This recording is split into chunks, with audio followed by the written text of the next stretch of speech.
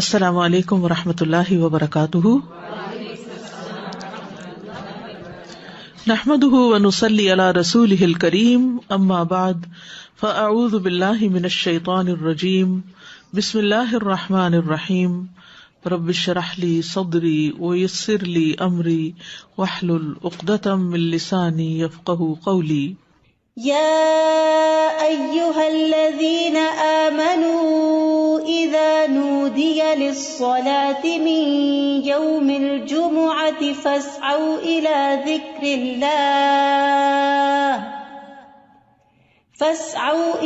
ذكر الله وذروا البيع ذلكم خير لكم إن كنتم تعلمون۔ ایمان والوں کے لیے جمعہ کی اذان کے بعد کسی بھی اور قسم کی مشغولیت اختیار کرنا درست نہیں، اور ہر عاقل بالغ کو جمعے کی نماز کے لیے دوڑ پڑنا چاہیے، کیونکہ جمعہ ہر مسلمان پر فرض ہے۔ نبی صلی اللہ علیہ وسلم نے فرمایا، جمعہ ہر مسلمان پر جماعت کے ساتھ لازماً فرض ہے، حق واجب کہا، سوائے 4 طرح کے لوگوں کے: غلام، مملوک، عورت، بچہ یا مریض۔ تو ایک ہو گیا غلام، مملوک، دوسرا عورت، تیسرے بچہ، اور چوتھے بیمار شخص۔ اسی طرح مسافر پر بھی جمعہ نہیں ہے، اور عورتیں گھر میں 4 رکعت نماز اپنی ظہر کی پڑھیں گی۔ گھر میں جمعہ نہیں ہوتا، جمعہ جمع ہو کر ہی ہوتا ہے، مسجد میں ہوتا ہے، اور بڑی مسجد میں ہوتا ہے۔ عید کے دن جمعہ نہ پڑھنے کی رخصت ہے۔ ابو ہریرہ کہتے ہیں کہ رسول اللہ صلی اللہ علیہ وسلم نے فرمایا، تمہارے آج کے دن میں 2 عیدیں جمع ہو گئی ہیں، پس جو چاہے تو اس کے لیے یہ نماز عید جمعہ سے کافی ہوگی۔ جمعہ نہ بھی پڑھے تو ٹھیک ہے، عید کا پڑھنا لازم ہے، اور ہم تو جمعہ پڑھیں گے۔ یعنی آپ نے پسند کیا کہ جمعہ پڑھیں، لیکن جو نہ پڑھنا چاہے، ظہر پڑھنا چاہے، تو وہ بھی ٹھیک ہے۔ وہب بن کیسان سے مروی ہے، انہوں نے بیان کیا کہ ابن زبیر رضی اللہ عنہما کے دور میں جمعہ اور عید اکٹھے ہو گئے تو انہوں نے عید کے لیے نکلنے میں دیر کر دی، حتیٰ کہ دن کافی اونچا ہو گیا۔ پھر وہ نکلے، خطبہ دیا، اور بہت لمبا خطبہ دیا، پھر اترے اور عید کی نماز پڑھائی، اور اس دن لوگوں کو جمعہ نہیں پڑھایا۔ یہ بات ابن عباس سے ذکر کی گئی تو انہوں نے فرمایا انہوں نے سنت پر عمل کیا۔ یعنی کہ باقی حدیثوں میں بہت سی چیزیں مماثلت ہیں، جو ایک ایک چیز کسی اور حدیث میں الگ سے بھی ملتی ہے۔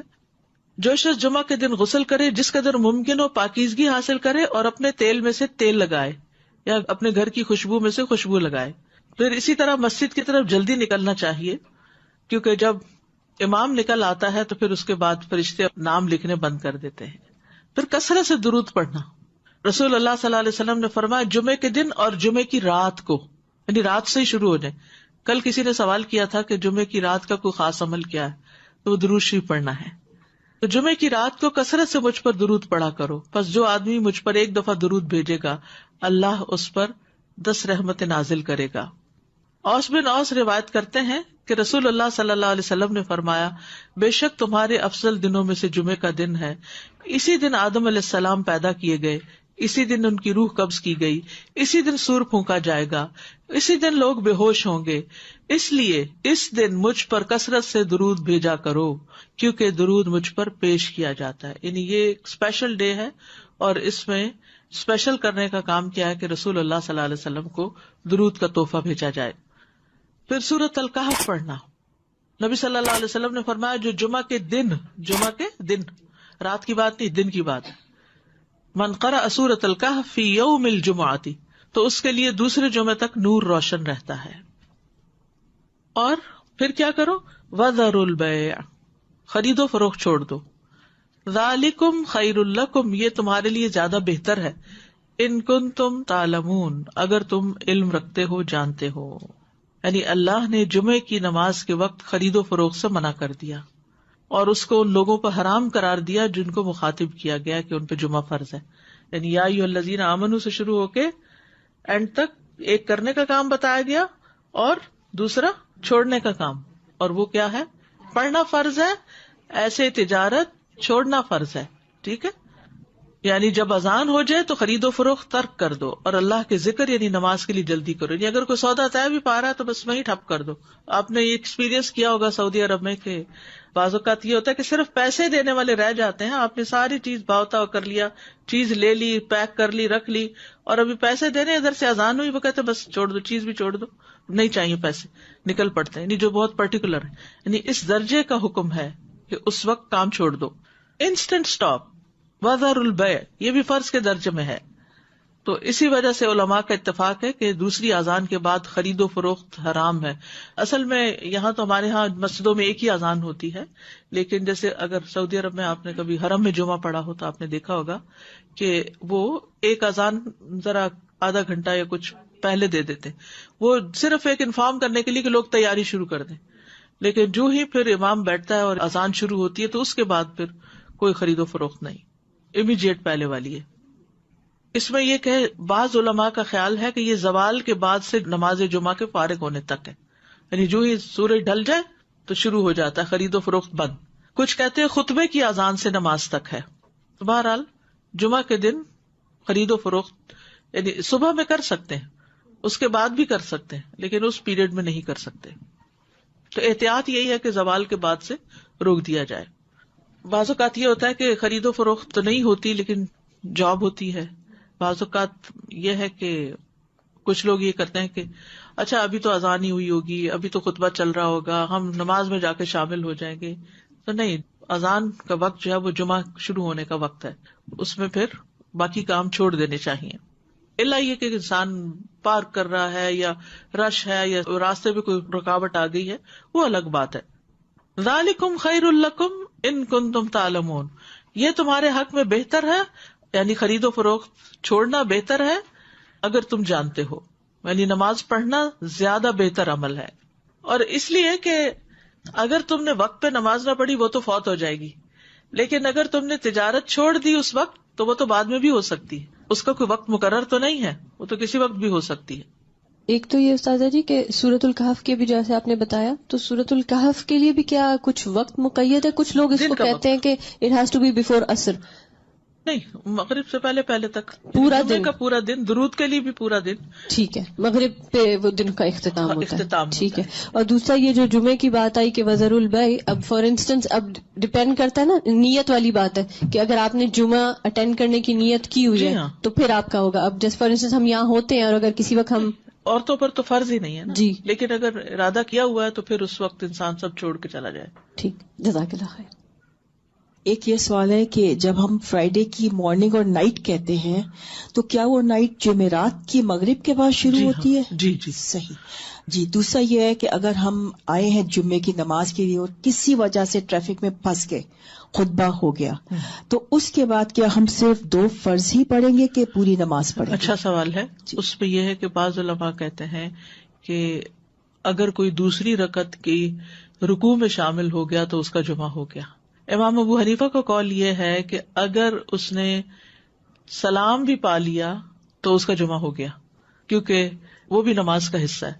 حتیٰ کہ وہ یہ کہتے ہیں کہ اگر امام سجدہ سہو کر رہا ہے تو بھی جمعہ ہو جائے گا, یعنی پا لے گا. اگر کسی مجبوری کی وجہ سے کوئی سویا رہ گیا, کوئی کسی وجہ سے تاخیر ہو گئی تو جمعہ اس کو مل جائے گا. لیکن بہت سے علماء یہ کہتے ہیں کہ خطبہ بھی ضروری ہے کیونکہ یہ جمعے کا حصہ ہے, اور وہ یہ کہتے ہیں کہ اگر خطبہ نہیں اور جمعے میں شریک ہو گئے ہیں جیسے پہلی رکعت یا دوسری رکعت میں بھی, تو اس صورت میں پھر ظہر کی نماز یعنی امام جب سلام پھیر لے تو 2 رکعت پڑھنے کی بجائے 4 پوری کر لے.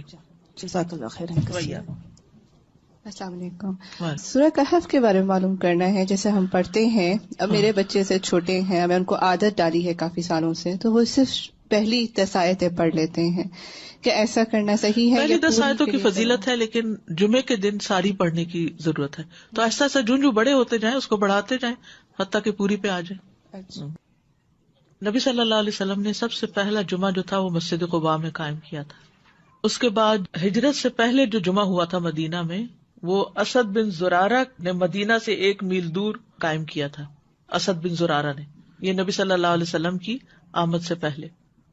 اسی لیے ایک صحابی تھے تو وہ جب نماز پڑھ چکتے تھے تو کہا کرتے تھے رحم اللہ ابو امامہ, اللہ ابو امامہ پہ رحم کرے. تو پوچھا کہ کون ہے وہ؟ تو کہا گیا کہ اسد بن زرارہ، کہ جنہوں نے سب سے پہلے مدینہ میں جمعہ قائم کیا تھا، یا مدینہ سے 1 میل دور. تو ذالکم خیر لکم ان کنتم تعلمون، یعنی کاروبار چھوڑ کر نماز کی طرف جلدی آنا یہ تمہارے حق میں زیادہ بہتر ہے اگر تم جانتے ہو. اہل ایمان کی صفت یہ بیان کی گئی ہے کہ جب ان کو اللہ کی طرف بلایا جاتا ہے، عبادت کی طرف بلایا جاتا ہے، تو پھر کوئی چیز انہیں مشغول نہیں کرتی اپنے اندر. سورۃ النور میں آتا ہے رجال لا تلہیہم تجارۃ ولا بیع عن ذکر اللہ واقام الصلاۃ وایتاء الزکاۃ یخافون یوما تتقلب فیہ القلوب والابصار. وہ مرد جنہیں اللہ کے ذکر سے اور نماز قائم کرنے اور زکوٰۃ دینے سے نہ کوئی تجارت غافل کرتی ہے، نہ کوئی خرید و فروخت. تجارت اور بیع 2 الگ الگ لفظ استعمال ہوئے ہیں. وہ اس دن سے ڈرتے ہیں جس میں دل اور آنکھیں الٹ جائیں گی. تو جیسے ہی نماز کا وقت آئے فوراً سب کام چھوڑ کر جمعے کے لیے حاضر ہو جانا چاہیے. نہ صرف یہ کہ جمعے کے لیے، باقی نمازوں کے لیے بھی نبی صلی اللہ علیہ وسلم کا طریقہ یہی تھا. اسود سے مروی ہے، وہ کہتے ہیں میں نے عائشہ رضی اللہ عنہا سے پوچھا کہ نبی صلی اللہ علیہ وسلم اپنے گھر میں کیا کرتے تھے. انہوں نے کہا آپ اپنے گھر کے کام کاج یعنی گھر والوں کی خدمت میں ہوتے تھے. جب نماز کا وقت ہوتا تو سب کچھ چھوڑ کر مسجد چلے جاتے تھے، کام چھوڑ دیتے تھے. تو بات یہ ہے کہ انسان بیک وقت 2 تقاضوں کے بیچ میں ہوتا ہے، 2 چیزوں کے بیچ میں. ایک طرف اس کی دنیا ہوتی ہے، ایک طرف اس کا دین ہوتا ہے. بہت سے لوگ یا صرف دنیا کے ہو جاتے ہیں یا صرف دین کے ہو جاتے ہیں، جبکہ ان دونوں میں بیلنس قائم کرنا ضروری ہوتا ہے.